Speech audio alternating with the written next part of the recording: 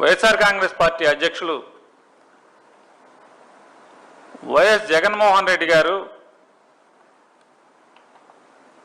అయ్యా అమరావతి పేరుతో ఆంధ్ర రాష్ట్రాన్ని సర్వనాశనం చేయొద్దు, రాజధాని నిర్మాణం పేరుతో ఆంధ్రప్రదేశ్ రాష్ట్ర ప్రజల యొక్క భవిష్యత్తుని సర్వనాశనం చేయొద్దు, తాకట్టు పెట్టద్దు.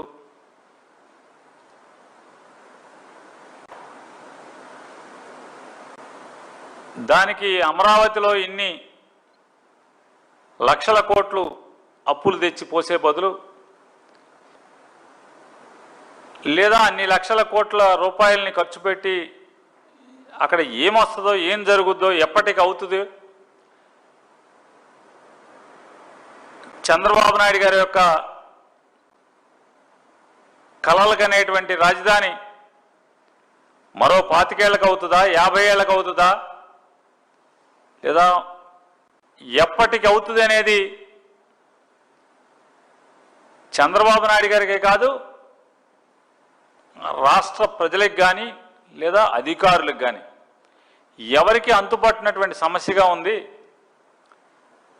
ఇంతమందిని అంటే 5 కోట్ల మంది ఆంధ్రప్రదేశ్ రాష్ట్ర ప్రజల్ని సర్వనాశనం చేసే బదులు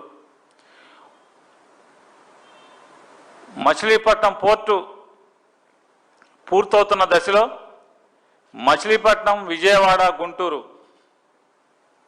ఈ 3 ప్రాంతాలని కలుపుతూ ఉన్నటువంటి ఆ ప్రాంతంలో తీసుకుంటే కనుక ప్రజల మీద భారం పడకుండానే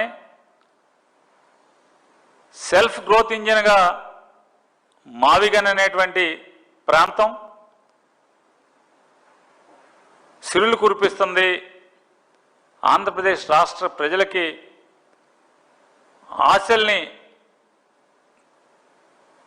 కనేటువంటి కోరికల్ని కలల్ని నిజం చేస్తుంది అని చెప్పని జగన్ గారు చెప్తే జగన్ గారు వీటి మీద సంధించిన ప్రశ్నలకు కానీ లేదా ప్రతిపాదనలకు కానీ నారా చంద్రబాబు నాయుడు గారు కానీ లేదా ఆయన ప్రభుత్వం కానీ సమాధానాలు చెప్పకుండా మంత్రులతో తన ఎమ్మెల్యేలతో నోటికి వచ్చినటువంటి అసభ్య పదజాలంతో ఆయన వ్యక్తిత్వాన్ని కించపరిచేలాగా ప్రెస్ మీట్లు పెట్టిస్తుంది తప్పితే ప్రజలకు ఉపయోగపడేది, రాష్ట్రానికి ఉపయోగపడేది లేదా జగన్మోహన్ రెడ్డి గారు సంధించినటువంటి ఏ ప్రశ్నకి సమాధానాలు చెప్పకుండా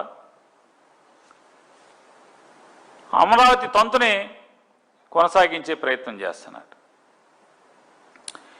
ఇవాళ రోజు రోజుకి లోతుకెళ్తుంటే అమరావతిలో ఏం జరుగుతుందని అంటే మొత్తం అంతా ఒక ప్లాన్డ్ ఆర్గనైజ్డ్ కరప్షన్, ఎవరికి అంతుపట్టనంత భారీగా కరప్షన్ జరుగుతుంది అమరావతిలో. అవినీతికి మారుపేరుగా అమరావతి తయారు చేసినటువంటి పరిస్థితి వాళ్ళ మనం చంద్రబాబు నాయుడు గారి నాయకత్వంలో చూస్తున్నాం. ఆర్గనైజ్డ్ కరప్షనే కాదు, వివక్ష కూడా కొనసాగుతుంది.